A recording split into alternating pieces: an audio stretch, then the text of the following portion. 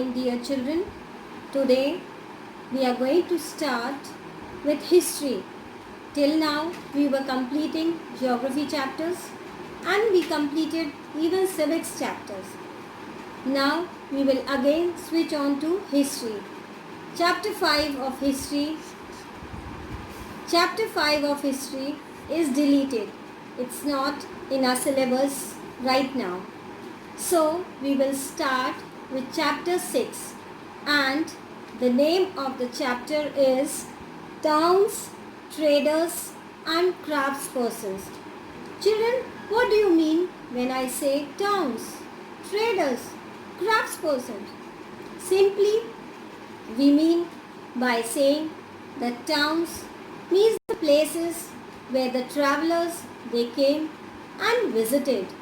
You all are familiar that the travelers they came to our country as traders and then they started trading in different parts of our country.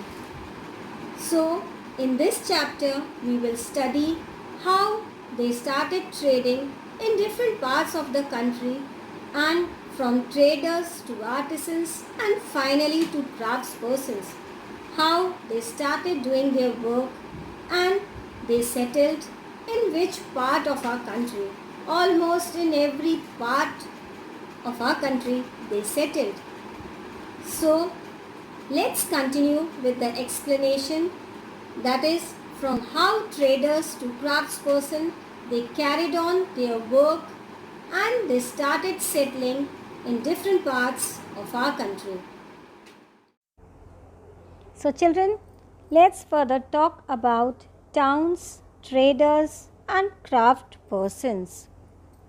Many towns, children, many towns they combined and they performed several functions.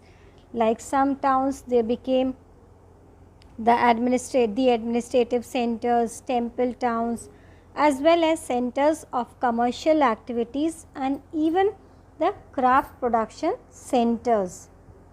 Now this is the map of places depicting the important trade centers and artisanal production in central and south India, and this is given in the book itself. You can go through this map in detail.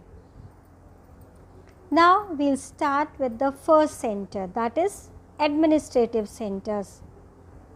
Here we will be talking about, we'll just imagine our travel to Tanjavur, and it was the capital of the Cholas, as I have told you in the previous chapter when we were studying about Mughals. So Tanjavur, it was the capital of the Cholas some thousands of years ago. And children, in this place the river Kaveri flows near this beautiful town.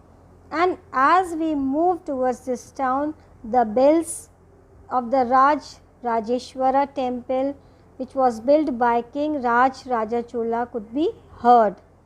And the townspeople are all praised for its architect.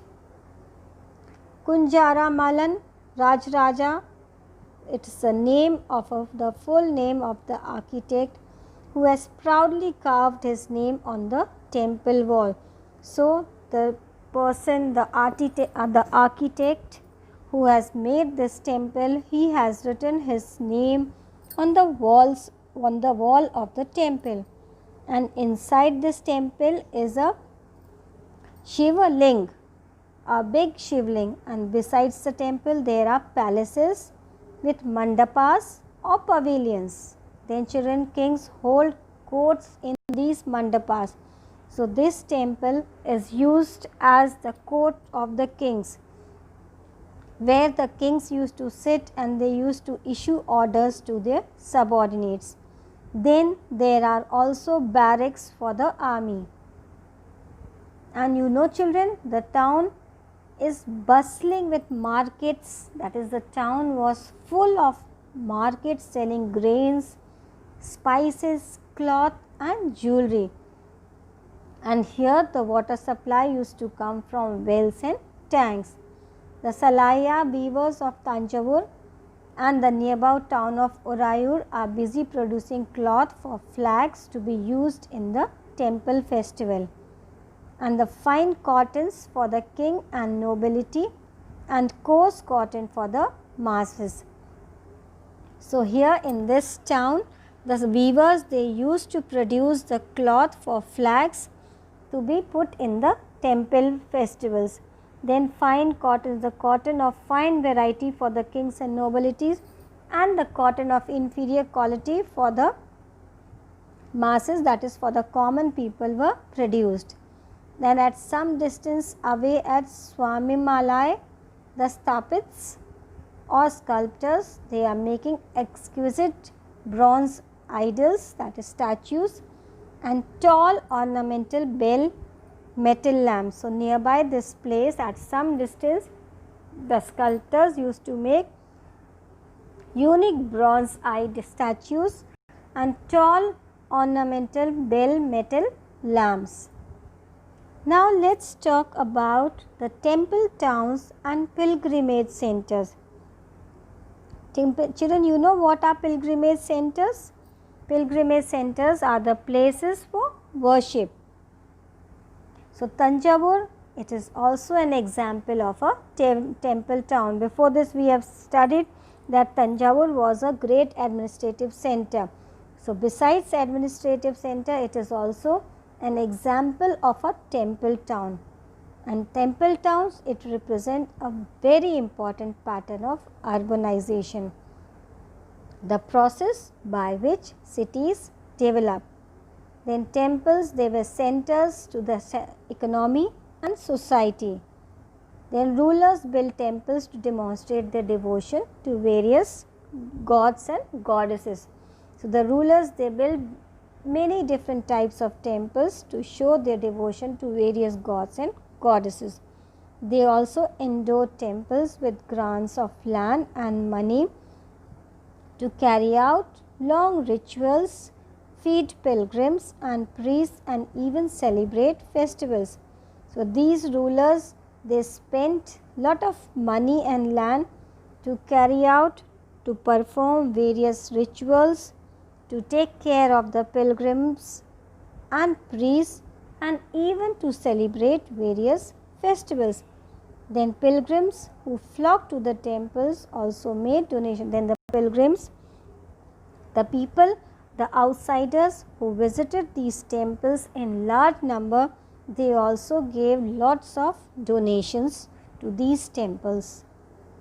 This, as just now I was talking about the statue, so this is a bronze statue of Krishna subduing the serpent demon Kaliya. So Lord Krishna dancing on the serpent demon Kaliya.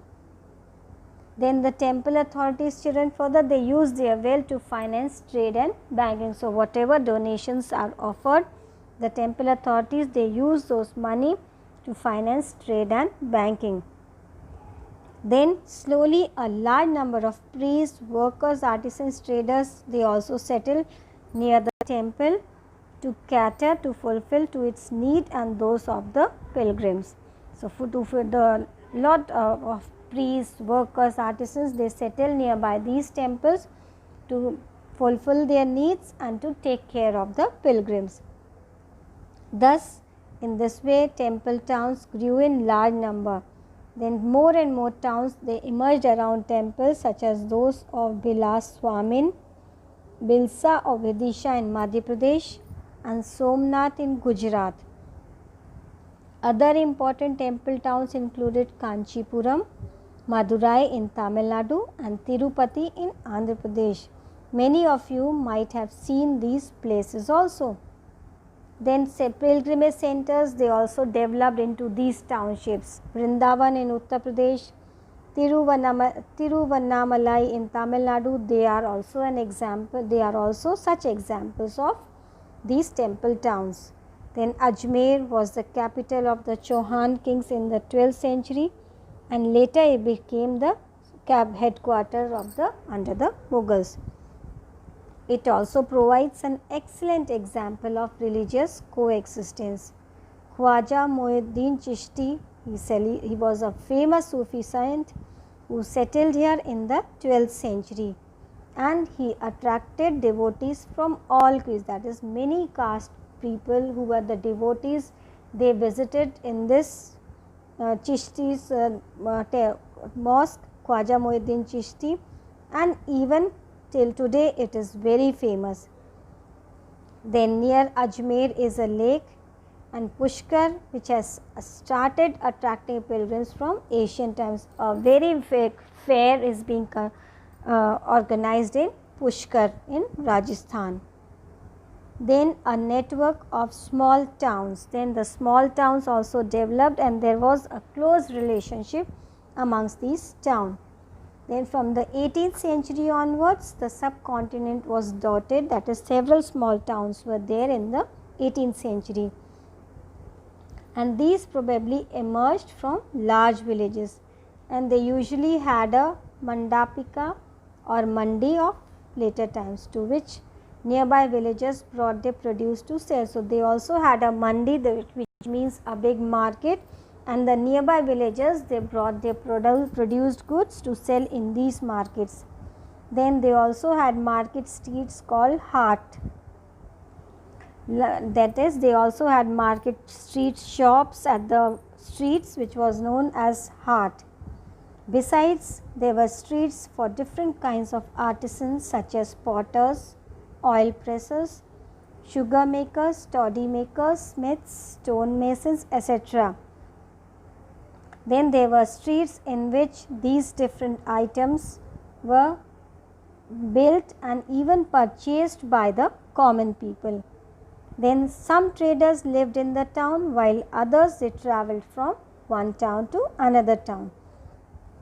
Many came from far and near to these towns to buy local articles and sell products of distant places like horses, salt, camphor, saffron, betel nut, and spices like pepper.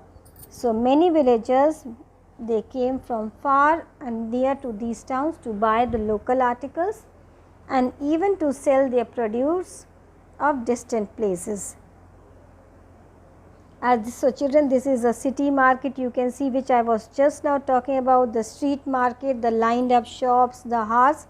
So this is the marketplace where everything was sold, and the shops were built outside in the streets, and the villagers, they came from the another village to sell their goods, to produce the goods which they needed.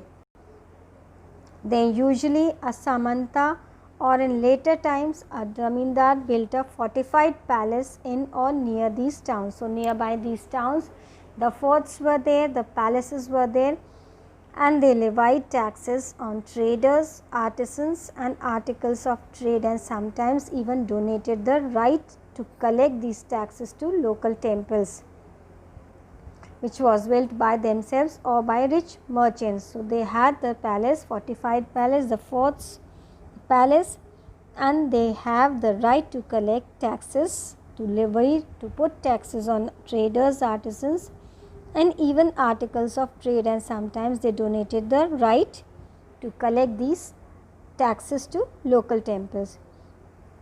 And these rights, they were recorded in inscriptions that have survived till today. So these rights, they were recorded in inscriptions. Inscriptions, as I have told you in the previous chapter, those were the things that which was carved in the walls. So that all survived, that was written in the walls, and they all survive till today. So children, this is a wood carver. He is carving, or we can say he is making some figure, some picture on the wood by carving, by making in the wood itself. Now we will see the traders, in the big traders and even the small traders. So children, there were many kind of traders, and these included the Banjaras. Who were Banjaras? Who kept on moving from one place to another. So several traders, especially the horse traders, they formed their associations with headmen who negotiated on their behalf with warriors, and they bought horses. So you know what some traders they did? They formed their own association, own groups, who negotiated with the headmen, and they bought the horses. Then since traders, they had to pass through many kingdoms and forests, they usually traveled in caravans and formed guilds to protect their interests. So these traders, they passed through many kingdoms and forests. As I have told you, they were Banjaras, that is, they did not settle in one place. So they moved in caravans, and that is in groups, and they formed their own associations, that is guilds, to protect their interests. Then there were several such guilds in South India from the 8th century onwards. So there were many famous guilds or groups in South India in the 18th century, and the most famous was Manikgramam and Nanna Desi. And these guilds, they traded both within the peninsula and with Southeast Asia and China. So these were the two famous guilds who traded inside the peninsula, inside the country, and even outside the country with Southeast Asia and China. And there were also communities like the Chettiars and the Marwari Oswal, who want to become the principal trading groups of the country. So children, there were, besides these two guilds, there were other communities like Chettiars and the Marwari who wants to become the principal trading groups, that is the main trading groups of the country. Gujarati traders, including the communities of Hindu Baniyas and Muslim Bohras, they also traded with the ports of the Red Sea. So children, each and every caste people, they came out as traders, and they traded within the country and even outside the country. Then Persian Gulf, East Africa, Southeast Asia and China. So these were the places where the Hindu Baniyas and Muslim Bohras traded, and they sold textiles and spices in these ports, and in exchange they brought gold and ivory from Africa, and spices, tin, Chinese, blue pottery and silver from Southeast Asia and China. So the towns on the west coast were home to Arab, Persian, Chinese, Jewish and Syrian Christian traders. So children, even the Christian traders, they also came out and they traded on with Arab, Persian, Chinese, Jewish, and they traded with different countries. Indian spices and cloth sold in the Red Sea ports were purchased by Italian traders, and eventually they reached the European markets, fetching very high profits. Then spices grown in tropical climates, it also became an important part of European cooking, and cotton cloth was very attractive, as I have told you in the previous explanation, that the fine cotton was used for building the clothes of the kings, and coarse cotton, inferior cotton, was used by the common people. So this eventually drew European traders to India. Then we will see crafts in towns. The craftspersons of Bidar was so famed by the inlay work in copper and silver that it came to be called Bidri. So children, the craftspersons of Bidar, they were known as Bidri. The Panchalas or Vishwakarma community, consisting of goldsmiths, bronzesmiths, blacksmiths, masons and carpenters, they were essential to the building of temples. So they also played an important role in the construction of palaces like big buildings, tanks and reservoirs. Similarly, weavers such as the Saliyar or Kaikolas, they emerged as prosperous communities, making donations to temples. So these were the different types of craftsmen who weaved and did various work. Then some aspects of cloth making like cotton cleaning, spinning and dyeing, it became specialized and independent crafts. So children, what is this? This is a 17th century candle stand made with brass with black overlay. So this is a candle stand built, framed in 17th century. And children, this is a shawl border which the weavers weaved, they weaved, and it is popular till today itself. I hope you have understood today's lessons. Go through the chapter and the doubts which are still there, it will be cleared to you. That's all for today. Thank you. Have a good day.